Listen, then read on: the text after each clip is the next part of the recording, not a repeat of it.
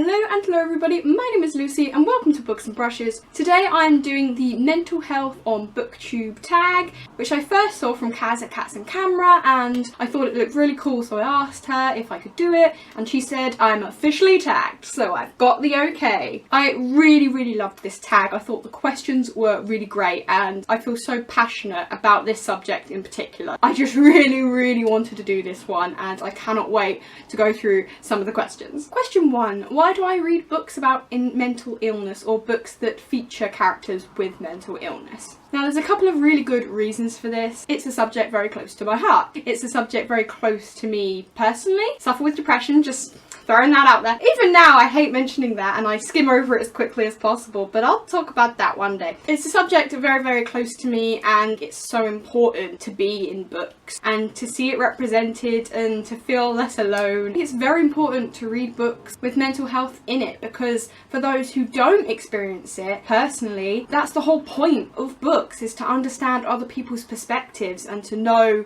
what living in their head is like and know what their life is like. And for someone who doesn't experience a mental health issue or a very serious mental health issue, it's so important for people to read it and be like, wow, that's what it's like for X, Y and Z. Not only is that vital just for human beings to become better people and understand each other and be more compassionate and empathetic, I know it's very personal to a lot of other people. Question 2. What aspect of mental health do you wish you saw more in books? All of them. I want all of the things. Every single mental health issue that exists and that people suffer from, I want to know about. I want to understand people that have differences from me, people that are similar to me. So obviously depression is my one that I really want to see, but I do see that some in books. It's the dramatic one everyone knows but no one really gets. But there are so many others I'd like to see in books. I want to see Tourette's, I want to see bipolar, I want to see autism, every kind of thing that isn't really talked about and that should be. Especially some of those things I mentioned. I don't personally struggle from those, but I know people very close to me that do. For instance, bipolar and Tourette's. I know people that are very close to me that suffer from these things. I could barely understand it and I know people who go through it. So I want perspectives from people who know what it's like and for the world to know what it's like for these people and what these illnesses are. Both bipolar and Tourette's are two very good examples because I feel like people have heard of them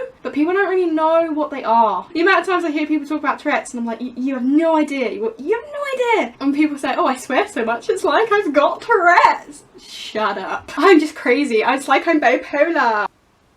No. I think it's so important to read the aspects of people that you don't know and that I think people should know. Things like multiple personality disorder, things like that seem to be made a joke of in books. She has multiple personality disorder, which means she's cray-cray and she's a murderer. No, can we see that in like a nice, normal, safe way, please? That would be fun. That would be nice. I think a lot of things that are misunderstood, I'd love to see those in books that aren't played as some like crime drama device. I feel like adult thrillers and things really tend to use these mental health issues as like, oh, that's the reason they killed people and it was the biggest mystery. It was her and she didn't know because she's crazy. No, I want to see those things like really. I want to see a character with multiple personality disorder who's just not a crime thriller. It's just a normal book. Maybe it's a contemporary about finding love. I don't know. I don't care. I just don't want to see it as an excuse. And I could talk about this forever, but I'm going to leave that question there. Question number 3. Do I read any non-YA contemporary books that feature mental illness? Yes, I have a few. First of all, let's go completely not even fiction. I have a memoir which I read at the end of last year called The World's Strongest Librarian by Josh Hannigan, and this is, like I said, a memoir from a person who has Tourette's. I like having books that relate to me or people I know because I like to understand, and this book was really cool. It wasn't the most fast-paced, exciting narrative in the world because it was a memoir, but it was really interesting to see another person's experience of this, quite different to the person I know with Tourette's. It's good to see those differences and to see his struggles as well, and it's a really interesting book. And if you want to know a little bit more about Tourette's but you don't want all the drama, you just kind of want the facts of it but not a clinical textbook, you still want a human story, I think this one will be a really good one to read. I think this is the only memoir really I have. While we're on the subject of Tourette's, I also have a poetry collection which is a YA contemporary, but it is a poetry collection, so I still thought that that might count as another genre. I don't know, you be the judge. This is a full story, but it's written in verse. Every page is a new poem and it progresses the story through the poems. This was really sweet, and it was nice to see, again, a completely different character, because the other book I had about the guy with Tourette's, he was a middle-aged man with a family, and his was more, this was what my life has been like. This is from the perspective of a child trying to hide it, making friends and lots of bullies, so this was a completely different angle on it, and especially with the poetry. Other than those two, I don't really have many. I have a lot of YA contemporary fiction that has mental illness in it, but that's not the question. And as for things like fantasy, I feel like it's sprinkled in here and there.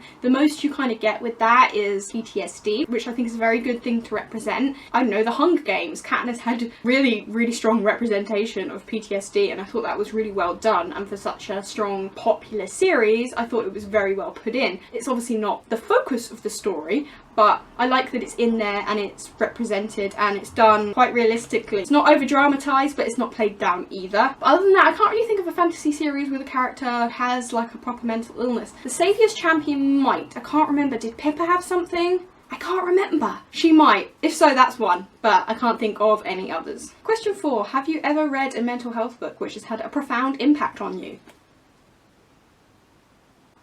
Yes, so I read this book last summer in August. I read it in a single day. I recommend it all the time because it blew my mind. This is currently my favourite book with mental health representation, and I absolutely love it. It's so powerful, and this one has really stuck with me. So this book is about 3 girls, and they've all decided that they want to commit suicide. So they've gone online and they've found this website that will connect you to other people that want to commit suicide, so that you can create a suicide pact together, so that none of you can back out and you can go through with the suicide. So these 3 girls, they go and find this website and they decide to do it, and they get matched up as the 3 of them. They meet each other, they're complete strangers, and this website gives them all the information. It tells them where, when, how, and it says you're going to do it together and you can't back out because you've made a promise. These 3 girls all have completely separate and different reasons for why they wanted to do this and why they signed up in the first place. As they go through the trials that the website gives them, it tells them to write a letter, it gives them like these little tasks to do before they go through with it. These girls end up kind of growing a friendship, and the 3 of them bond together because they understand something of each other and they can talk to each other and say things that they would never say to their friends or family. They thought they were just this pact, but they end up growing this really beautiful friendship. But what happens when they start to have second thoughts and apprehension about going through with it? But the website has said you cannot back out, and it starts causing lots of trouble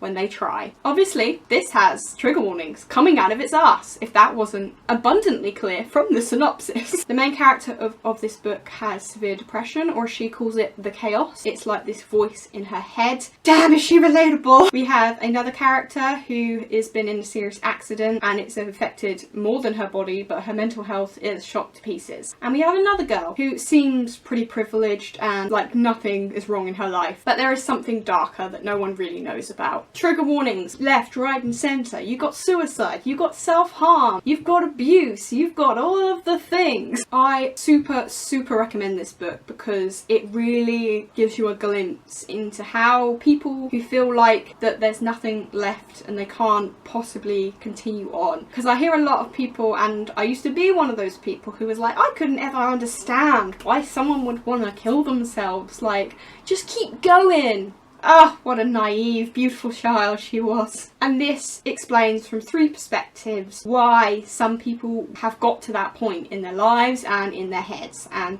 especially the main character for me, because she's the stone mark, she's the one with depression, and it explains it so simply. It's horrific, but it's also realistic. I can only say that from my personal experience. Obviously things are going to be different for everyone, but I thought it was so relatable and so impactful and so honest. I think it was a brave book to write. This book means a lot to me from when I read it even till now. I really want to reread it because I just need to go through it again. Like I said, I read it in a day and it made me cry. It's not the happiest of books, but but it's also hopeful. It's got an uplifting tone, and for someone who's going through problems, to have an uplifting tone is crucial, because otherwise I would have got to the end of this book and would have been like, well, yeah, might as well hack it in, guys. So yeah, it's heavy and it's hard and it's rough, but it's also got a hopeful tone, and I loved that the idea that friendship saved them. It really gave them something that they didn't have before. I think this is a necessary book to have in the world, and when I read the author's note, that made me cry extra, because she mentioned that this book wasn't there when she was a kid and she needed a book like this. It didn't exist. She wanted to write it so that other people didn't feel alone and that it could be represented. This book comes from such a place of honesty. That's the most important thing to me. If you have no idea what goes on in the minds of people who are depressed or who are thinking and considering suicide, this book would explain an aspect of it to you, and I recommend it because I just think it would make the entire human race a better place. Question 5. Who are your favourite creators who talk openly about mental health? Booktubers, bloggers, etc. Well, the thing is, I don't really have an answer for booktubers who talk about mental health. I kind of know people mention it, and I know probably a lot of people mention it, but I don't really know personally of any booktubers I watch that go into detail and talk a lot about it, which, when I think about it, it's kind of sad. I don't blame anyone. It's an impossibly hard thing to talk about. I mean, I know of an author tuber, Jenna Moreci, has mentioned it only sparingly. I watched this one video, I can't even remember what it was, but she talked about it, and she talked about counselling, I think, and that video was the reason that I decided to go out and seek some help. I went and saw a doctor and got some medication and therapy, and oh god, I'm sweating just talking about this. You have no idea how mortifying and hard it is to physically push these words out of my mouth in front of a camera. Without that video, Jenna Moreci will never know the gift she gave me that day. She gave me something that day, and that was the idea that it wasn't weak to seek out that, and that you need it. Quality of life. You're not seeking attention and you're worth it to go out and try and get help. I need to stop talking about this. I can't think of any booktubers who talk super openly about mental health. However, I listen to a lot of music. Freaking love music. A lot, if not almost all the music I love and listen to tends to centre around mental health. I feel like in music it's a lot easier to express. I don't know why. I guess booktubers are supposed to be these happy-go-lucky, whereas musicians can be a bit more emotionally in depth. My all-time favourite musicians, I think all of them talk about mental health, because not only is it personal to me, but I feel music isn't really, it doesn't have anything if it doesn't have meaning and if it doesn't have depth. Musicians who talk about mental health, really, there's this community of spirit and understanding in these fan bases that is unlike anything else. It makes me feel not alone. So for instance, some of my favourite musicians, 21 Pilots is a key example. They talk a lot about depression and they're fantastic musicians. Music really, it speaks to me. I don't want to sound like an artsy arsehole,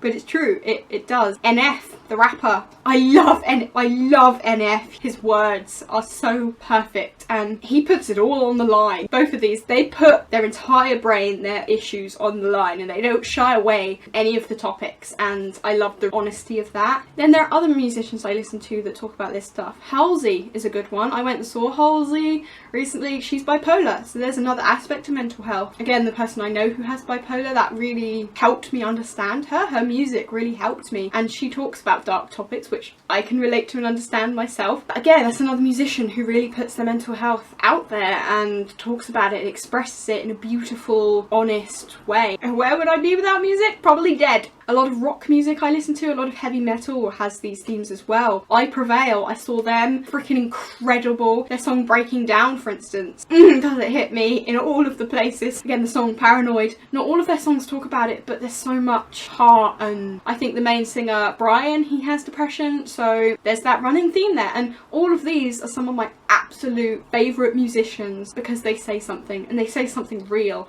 and honest, and that I can relate to and understand, and that music is the only place I can go to kind of relate and feel these things and openly feel okay for feeling things. Maybe it'd be nice to put a bit of that into Booktube. Like I said, books are about seeing other people's perspectives, so why not talk openly and honestly about these things? Why? Because it's bloody difficult, that's why. It's almost impossible for me to talk about it without feeling like an overly dramatic twat. I think a lot of people who think morbid things try and play it off as a joke because it's the easiest way to actually even say it out loud if you pass it off as something you're not serious about. I keep saying I wish it was here and I wish I could see someone who talked about opening and honestly. Maybe I have to be that person. Maybe that's true. I mean, I don't have a big enough audience, so is that easier or is it worse? I don't know. Question 6. Have you ever read a book that has negatively talked about or portrayed mental health? Right now, I really can't think of one. I'm sure there are many, and I avoid these things like the plague. I can't think of one right now. I really wish I could have one so that we can steer away from it. Question 7 is, what is your favourite like book series or genre that you like to read when you're struggling with your mental health? This one's a strange one for me because just books in general and music, but books in general. I find escaping to another world and escaping into another person's mind and their perspective and their own struggles and strifes just distracts me from my own. I feel like I can get in someone else's head and then I'm not in mine anymore. And that really helps if I'm struggling to focus. Not always, sometimes if I'm struggling with like that, I can't focus on the book. 9 times out of 10, I can escape to someone else's problems. I can feel for them and not myself. And that's the thing I've noticed more than anything recently. I read a lot of dark books. I read a lot of dystopians and fantasies with dark themes and with moral introspection. And especially with the coronavirus right now, I've noticed a lot of people are looking for happy, fluffy books, contemporaries, joyful, happy things. That ain't me. I've only just noticed this about myself during this virus and how people are responding to it, but I go in the complete other direction, which is why I did that whole video about quarantine reads and books that relate to the coronavirus. And I know most people were trying to go as far away from that video as humanly possible, but I like to read about dystopia. What are the major themes of dystopian? They're about people who are struggling, who are down-pressed, downtrodden, who have the worst of the worst demons and problems to face, and they have to fight and overcome it. And it's hard, dark, tough, and sometimes they do it. When I'm feeling the absolute worst about my mental health, what better message is that about a world that's gone to shit and yet winning anyway? You know, I don't want to read about how happy, fluffy, easy contemporary. I don't want it easy because mental health isn't easy. It's not an easy thing to overcome. So why should books be? It kind of instills in me the idea that I'm struggling through my own dystopian world in my head, and if these characters can fight it and never stop, no matter how much gets thrown at them, that's a great moral message for me. And it doesn't matter what book I'm reading, that's the message of those kind of books. Why would I want to read something easy and fluffy and happy when I can read something that is similar, that has grit and that has overcoming that? So no, I don't want to distract myself with fluff. I understand it's not everyone's cup of tea, but only recently, only now, am I discovering maybe that's why I love dystopian so much. Because it's dark, but it's also hopeful. And that is the best possible thing for me. Question 8, is there a mental health book you wish you would have read when you were a child? Again, I bring this one up, all the things we never said. I realise I never said the author. It's Yasmin Rahman, by the way. I've never said that. Definitely that one, because as the author said, that was the book she wished was in the world, and I fully agree. If I'd have read that before I did, maybe I would have felt a lot differently about myself. If you've watched my videos recently, you'll know that I read the book The Girl with the Lost Son, which is a kid's book, which has subtle themes of mental health. This book, I think I would have loved to have read as a child. I think this would have really instilled something great in me, and I think it's a great book for kids to read, so I wish more things were like this when I was a kid. Question 9, is there a mental health book that you are yet to get to that you still really want to? I want to get to as many as physically possible. I want to read about characters that are like me, characters that are not like me. I want to read all these books. I don't have them. I don't know where they are, and I really want to seek these books out. So if you have any recommendations at all for books in these themes, for books with these types of characters that I've mentioned, please put it in the comments down below. I am sure other people would love to know what your favourite mental health book is. These books are so essential for me, for everyone, because if I can share more books like this, and if I can't find enough books that have the representation that I'm after, the bipolar, the Tourette's, the multiple personality, then maybe I'll just have to write them. Someone's got to. I will find it or I will make it. And the last question is, tag some booktubers who talk about mental health on their channels. I don't know people who talk about it in depth, but I know people who are sensitive to it or who enjoy these kind of themes. So I'm going to tag, first of all, I just tag anyone who wants to do it, because I think everyone should think about these things. This tag is great and I think it should spread far and wide. But specifically, I'm gonna tag Matthew from Matthew Reads and Writes, recently rebranded. Hi Matthew, welcome back. I'm gonna tag Rachel from Rachel's Reading Corner. If you get a chance, Rachel, I think this would be a really fun tag for you to do. I'm going to tag Nikki from I Read Past My Bedtime. If you really want to do this, Nikki, I know you're busy, but I think this is a really fun tag and I'd love to see your answers answers, and Brandon from Brandon Scott, because again, I'd love to see your answers. If you get the chance, I think this would be a really fun one for you to do. So those are the ones that are tagged. I will leave them all down below, as well as the channel originals that set up this challenge. Thank you guys for making this tag. I love these questions. I know I got a bit emotional and I didn't go into depth, and yeah, I went into too much depth and I sat in this weird in-between trench place. That was a reference to trench. But I really enjoyed doing it, and my boyfriend's home, so now I'm going to have to turn off the camera to stop being loud and talking really loudly, and I'm glad I got the emotional part out while he was gone. Thanks so much for watching. Please like this video if you liked it, and comment down below. I really love talking to people in the comments. I can't stress that enough, especially about a topic like this. Thank you to Kaz from Cats and Camera for tagging me and giving me the official go-ahead for this. Thank you for watching. Subscribe if you're not, and hopefully I will see you in my next video.